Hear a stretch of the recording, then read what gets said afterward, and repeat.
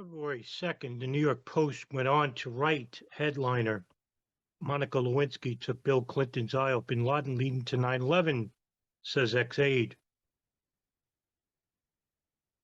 Veteran campaign pollster Doug Schoen writes in his new memoir that then President Clinton and his team were so distracted by the Monica Lewinsky scandal, they lost track of al-Qaeda terrorist mastermind Osama bin Laden, allowing him to later orchestrate the 9/11 terrorist attacks and slaughtered nearly 3,000 Americans. Schoen, who was a White House advisor and senior campaign aide to Clinton during his 1996 re-election bid, lays out the stunning claim of letting bin Laden slip away in the forthcoming Power, the 50 Truths, the Definitive Insider's Guide, which was published by Reagan Arts through Simon & Schuster.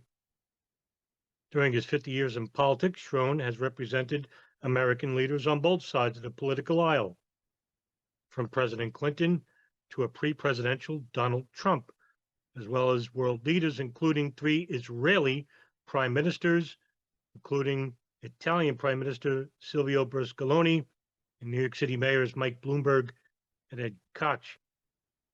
Calls Clinton the Elvis Presley of American politics and the most accomplished political operative that he's ever met. But Schoen was baffled and disturbed by Clinton's lack of discipline that led him to have sex with White House intern Monica Lewinsky, derailing his second term, triggering House impeachment, and forever tarnishing his reputation. Schoen went on to say, in the book, I watched his unraveling happen close up, in painful slow motion from inside the White House. I watched the White House surreptitiously mount a whispering campaign to discredit Lewinsky. There was also, I believe, a serious impact on national security. On August 20, 1998, Clinton ordered cruise missile strikes against al-Qaeda in Sudan and Afghanistan in retaliation for the bombing of the U.S. embassies in Kenya and Tanzania. The strikes, named Operation Infinite Reach, missed Osama bin Laden, Schoen writes. Based by the Lewinsky affair, the Clinton administration lost focus and leverage to pursue him aggressively, and bin Laden struck again on 9/11. Trump and his campaign were able to neutralize attacks on his own alleged sexual misbehavior, including his recorded grab him by the pussy comments, by pointing to Bill Clinton's philandering as he faced off against his wife.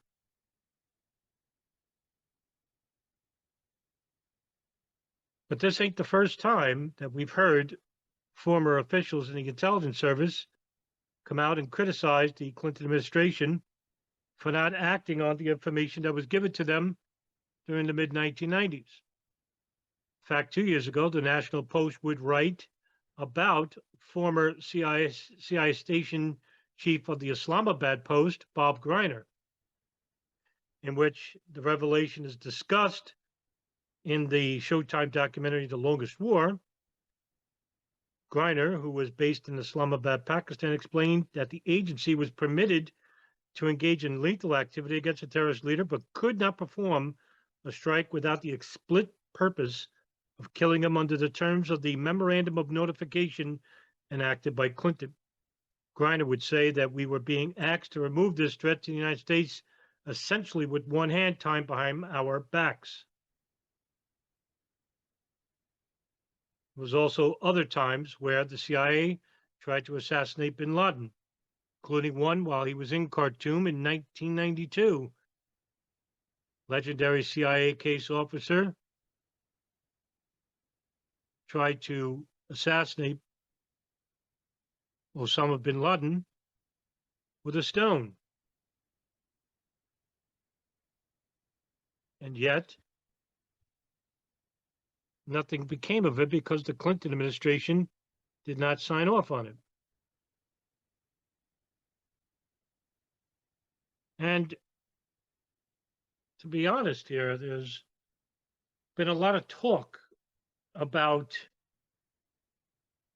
the capture and kill program authorized by the CIA, but some of their opportunities was wasted upon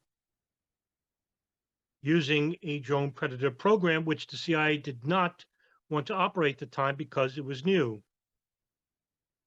The Pentagon had released the drone program and tried to authorize in a principals meeting to get the CIA to use it to assassinate bin Laden, in which was not approved either by the Clinton administration officials or by the CIA's own director at the time.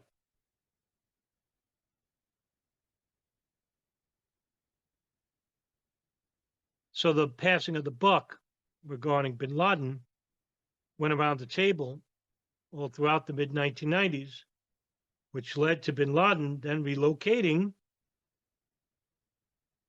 to the Sudan.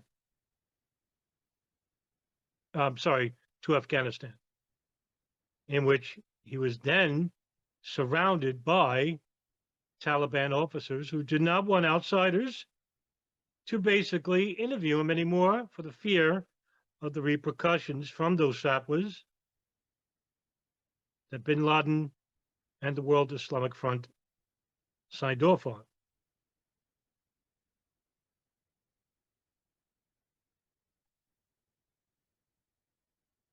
The problem with the Clinton administration was twofold. One, it was a lack of direct information from the CIA and a lack of action based upon certain information which could have done something on the Clinton administration.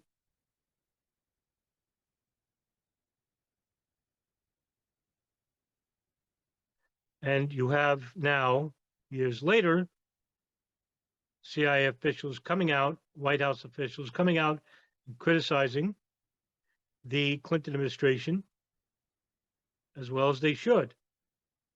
They've had many types of they have many chances actually to eliminate this adversary, in which the CIA basically did warn about years earlier. In fact, the legendary CIA officer that was in Khartoum at the time, who was going to kill bin Laden with a rock, was Billy Waugh, who was an independent contractor working out of the Khartoum base station.